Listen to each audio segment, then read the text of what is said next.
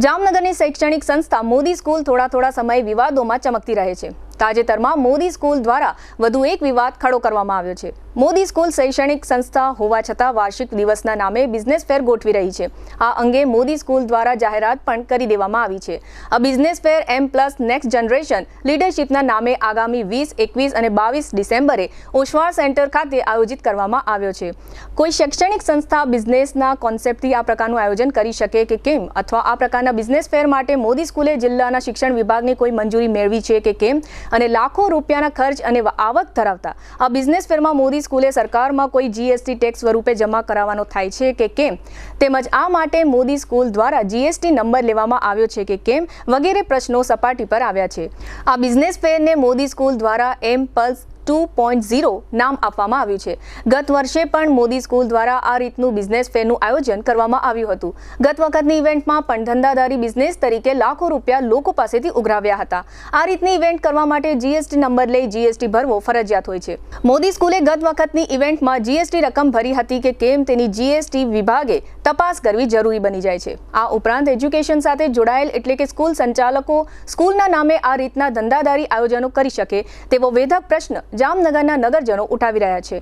ખાસ કરીને મોદી સ્કૂલ દ્વારા એન્યુઅલ ફંક્શન ઇવેન્ટ સાથે બિઝનેસ ફેરને જોડી દેવો અને તેમાં પૈસા કમાવાની લાલચે ધંધો કરવો કેટલે અંશે વ્યાજબી કહેવાય તેવી ચર્ચાએ પણ જામનગરમાં જોર પકડ્યું છે। આ માટે જિલ્લા શિક્ષણ કચેરી અને રાજ્યના શિક્ષણ વિભાગે મોદી સ્કૂલને તાત્કાલિક નોટિસ આપી બિઝનેસ ફેર અંગે ખુલાસો માંગવો જોઈએ તેવી પ્રબળ માંગણી જામનગરની જનતા કરી રહી છે।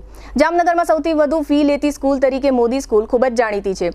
મોદી સ્કૂલના સંચાલકો કાયદાની એસી-તેસી કરી FRC કરતા પણ વિદ્યાર્થીઓ પાસેથી ફી ઉઘરાવવા માટે પ્રખ્યાત છે।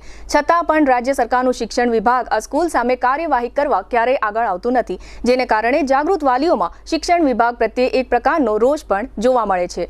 વર્ષે દાડે આ સ્કૂલ કરોડો રૂપિયાની કમાણી કરે છે, છતાં પણ પૈસાનો સંતોષ ન હોય તેવું આ બિઝનેસ ફેરના આયોજનથી જોવા મળી રહ્યું છે। ક્યારેક સ્કૂલના મેનેજમેન્ટ વિરુદ્ધની વાલીઓ કોઈ પણ પ્રકારની ફરિયાદ લઈને જાય તો મેનેજમેન્ટ દ્વારા ખુલ્લેઆમ વાલીઓને ધમકાવી કાઢી મૂકવાના પણ બનાવો બન્યા છે તેવું એક વિદ્યાર્થીના વાલીએ GTPL જામનગર ન્યૂઝને જણાવ્યું છે। આ વાલીએ વધુમાં જણાવ્યું હતું કે આ સ્કૂલના સંચાલકની વગ શિક્ષણ વિભાગના સચિવ સુધી છે, એટલે આ સ્કૂલના સંચાલકે કોઈ નિયમોનું પાલન કરવાનું થતું નથી તેવો ખુલ્લો આક્ષેપ વિદ્યાર્થીના વાલીએ કર્યો છે।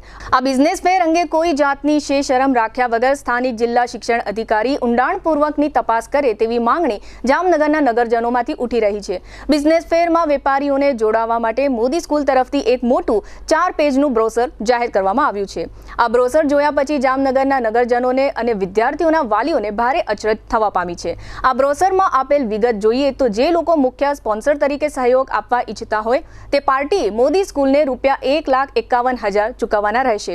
એ જ રીતે કો સ્પોન્સર થવા ઈચ્છતી પાર્ટીએ ₹50,000, ગોલ્ડ સ્પોન્સર થવા ઈચ્છતી પાર્ટીએ ₹25,000 અને સિલ્વર સ્પોન્સર બનવા માંગતી પાર્ટીએ મોદી સ્કૂલને ₹15,000 સ્પોન્સરશિપ તરીકે આપવાના થશે। આ મોદી સ્કૂલનું સંપૂર્ણ આયોજન બિઝનેસ ફેરના નામ મુજબ જ ધંધાદારી આયોજન છે। આ ઉપરાંત બ્રોન્ઝ સ્પોન્સરશિપ તરીકે બેનર ડિસ્પ્લે કરવા બેનરની અલગ સાઇઝ મુજબ ₹2,000 થી ₹5,000ની રકમ મોદી સ્કૂલને આપવાની રહેશે। એ પ્રકારની બિઝનેસ એડવર્ટાઇઝમેન્ટ માટેના મોદી સ્કૂલ દ્વારા બ્રોશર જાહેર કરવામાં આવ્યા છે અને સમગ્ર નાણાકીય વ્યવહાર અવહમ એજ્યુકેશન ઇન્સ્ટિટ્યૂટના નામે કરવાનો રહેશે એવી સ્પષ્ટતા મોદી સ્કૂલના આ બ્રોશરમાં કરવામાં આવી છે।